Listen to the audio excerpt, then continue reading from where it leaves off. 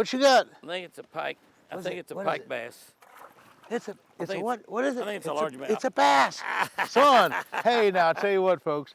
We're up here You with see my what good that's got friend in its mouth? Jimmy Houston, and look what he's got. He's got his old 50-something-year-old red man spinnerbait. Look at that bait. That bait has caught over 100 fish. Over 100 And fish. folks, guess what I got? And it's caught Hey, something I'm the big as that. Senko guy, so I got a Senko. So I'm going to show. Let's have a contest between a Senko and a red man. How about that? You're behind.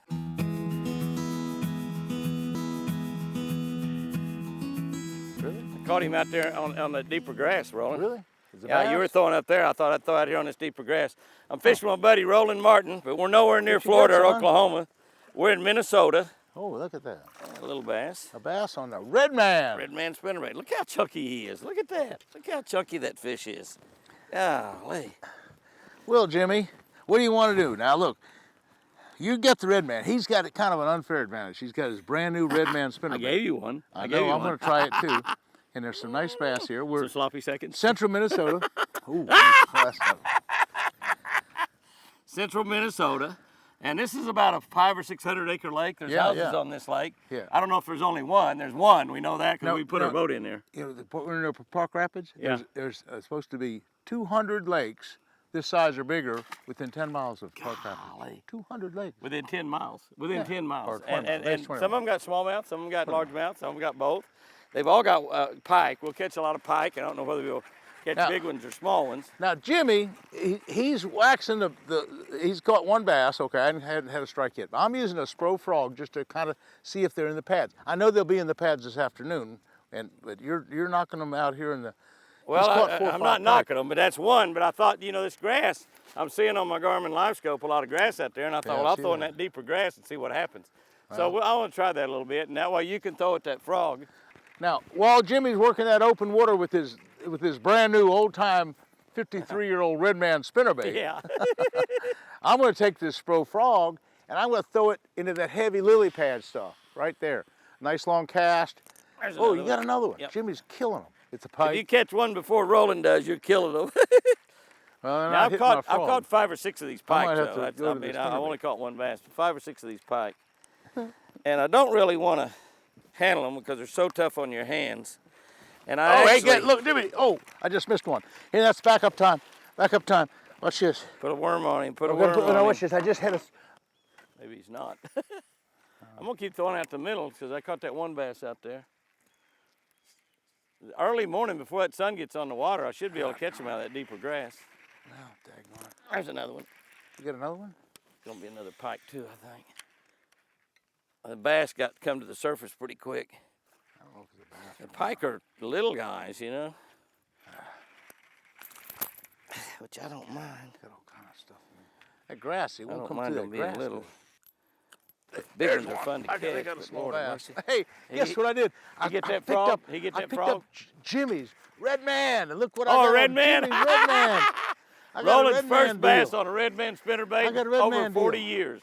Over 40 years. For 50 years, I've been messing with this red man spinnerbait, and I got a deal. I got my own spinnerbait. Yeah, I got a Roland Martin big bass spinnerbait, but I decided to try Jimmy's red man because it's been such an old time deal. And so, heck, Jimmy, thank you. You know, though, Roland, that old spinnerbait, it's old, and it's built totally different than any spinnerbait now, but it's got a lot different vibration, a lot different sound, and it's a real deal. I won 2 Angler of the Year titles on that. And in reality, you might have caught a few fish on a red man.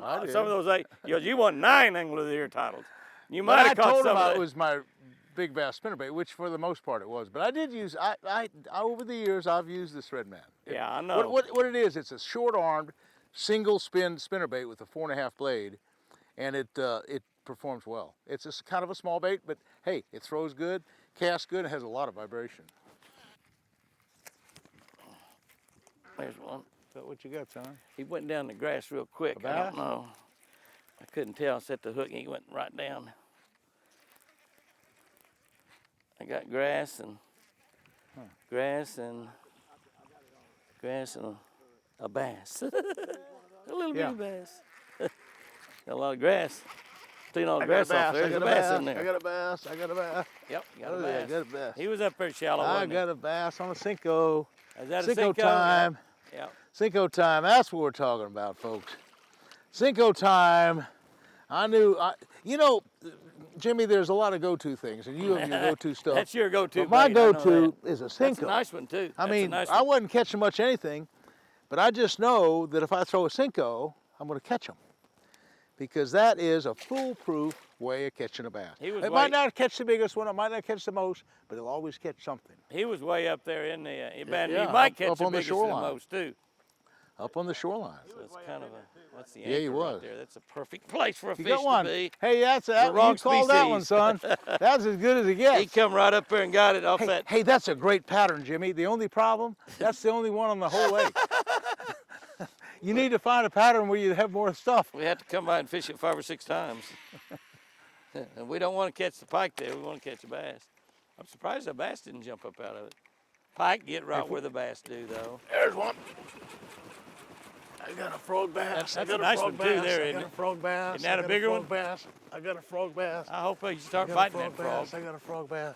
Because I got one to tie on if they do. I got a frog bass. I got a frog bass. I don't have any braided line, though, is my problem. I got a I'm gonna frog fish it. bass. Oh, he's not. I thought he was a lot bigger than that.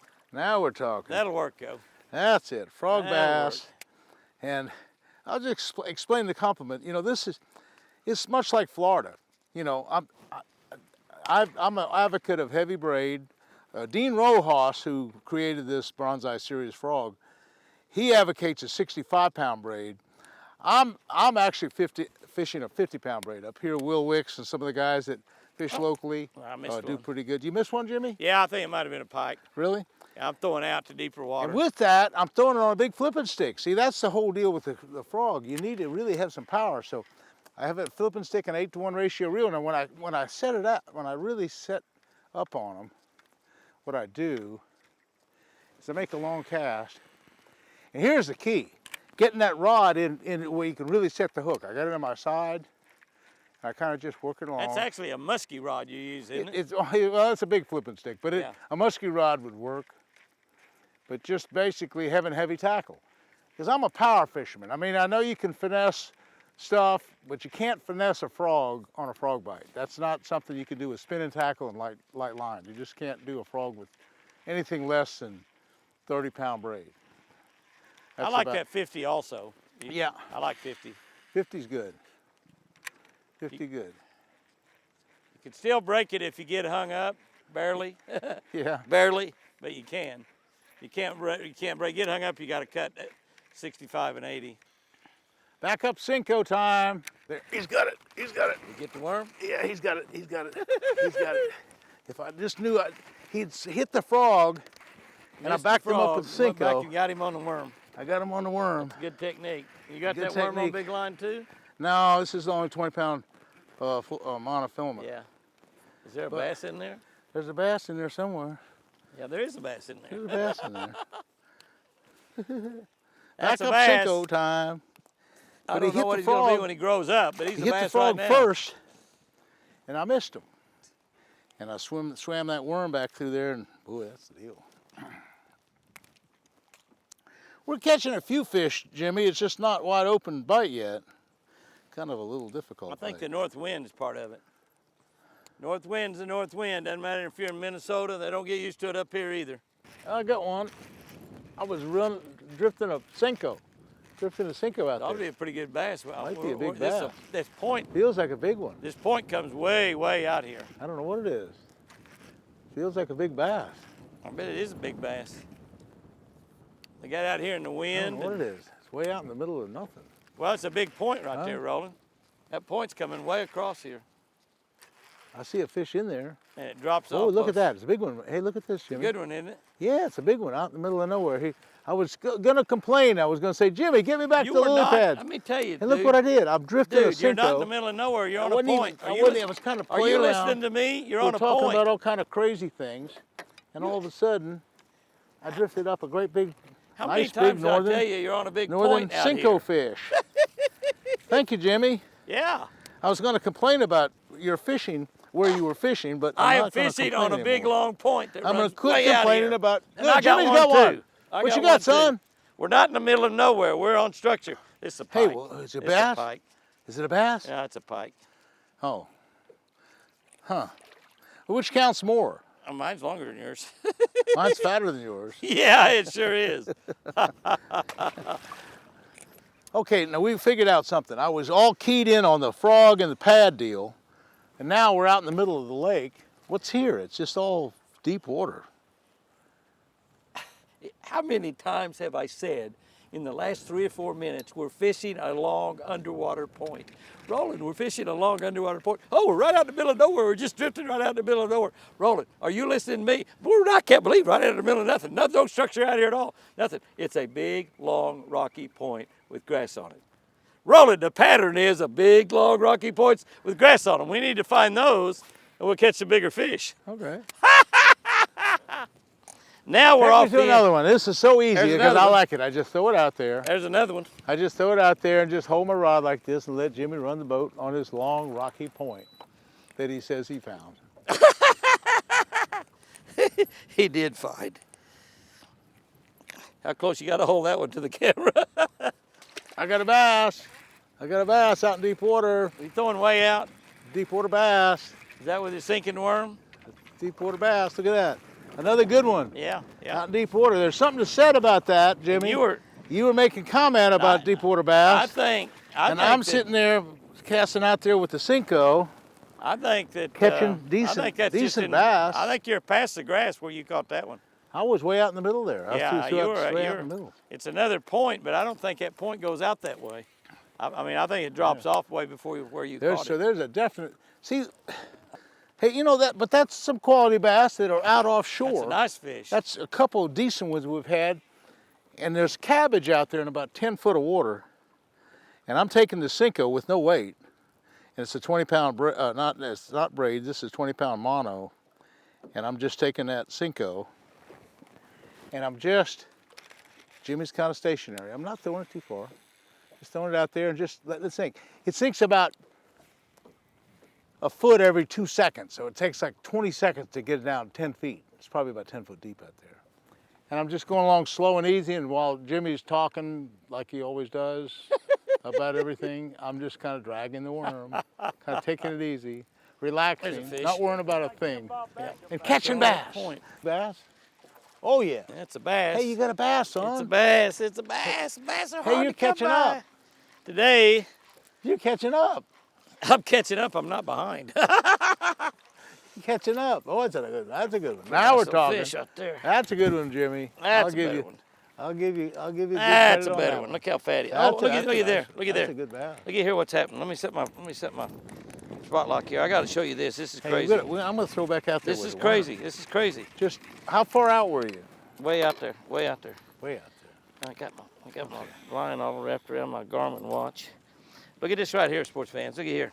This fish has eaten this jig. Oh yeah, look at that. Has eaten that jig, and went down in his belly and he pooped it out. You know, that's the kind of jig that Jason. I'll tell you, that's Jason's fish. That's Jason's jig. Now you know, I don't know if that'll go back in or not. I got a jig just like that tied on. But I don't know. We're gonna turn it loose. I'm not kissing it. Yeah, keep that jig, because I swear I can show you the exact same jig. I bet it is. I bet it is. But he still hit that spinnerbait, even though he had that. Now, I don't know. Now he might not be able to get. He might still stay stopped up. I don't know. But he might. He was still pretty fat, so that jig hadn't been in there too awful long. I was way out there, Roland. I didn't really have it that deep. I'm letting it drop down a little bit, maybe 3 or 4 feet is all. Really? Because when it gets in closer, you know, it's got to hit the top of that grass. And it was on the outside of the grass. Fish must have been suspended out there, huh? Yeah, maybe they're all. You know, Jimmy, that's like 4 good bass we've caught offshore, just where there's not a whole lot of anything.